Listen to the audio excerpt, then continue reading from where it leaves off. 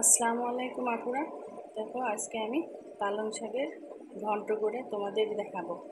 আমি পালং শাকের ঘন্ট নিয়ে এসেছি। আমি পালং শাকটা এর মধ্যে পেঁয়াজ, রসুন আর মরিচ কেটে দিয়েছি। এটা আমি 2 থেকে 3টা শীট উঠিয়ে নেব।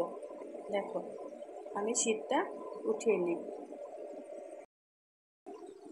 দেখো আপুরা, আমার শাকটা সিদ্ধ হয়ে গেছে। এই যে সিদ্ধ হয়ে গেছে।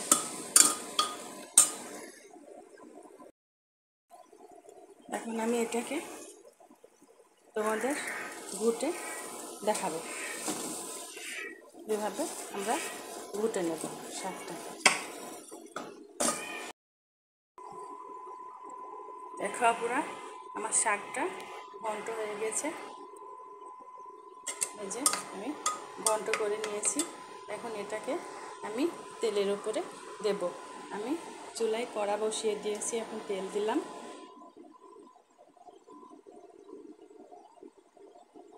তেলটা গরম হয়ে গেছে।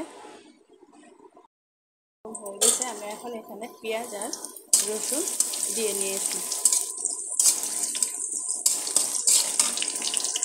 পেঁয়াজটা ভাজা হলে দেখো পুরা আমার পেঁয়াজটা ভাজা ভাজা হয়ে গেছে। আমি এখানে মাস্টারের ডাউল রেখেছি, ডাউলটা দিয়ে দেব।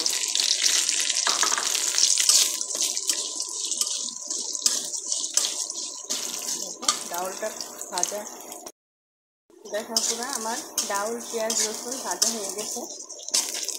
আমি এখানে শাকগুলো তুলে দেবো।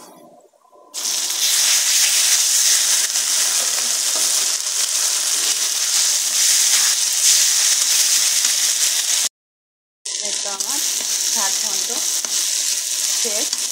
আসলে আমি শাকে লবণ দিতে ভুলে গিয়েছিলাম, দিয়ে আমি এখন লবণ দিয়ে দিলাম।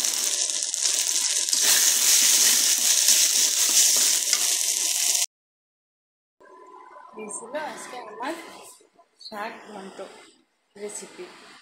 দেখো আমার শাকটা যদি তোমাদের ভালো লেগে থাকে, আমার রান্না যদি তোমাদের ভালো লেগে থাকে, তাহলে আপনারা তোমরা আমাকে লাইক কমেন্ট শেয়ার এবং সাবস্ক্রাইব করে দিও। আল্লাহ হাফেজ।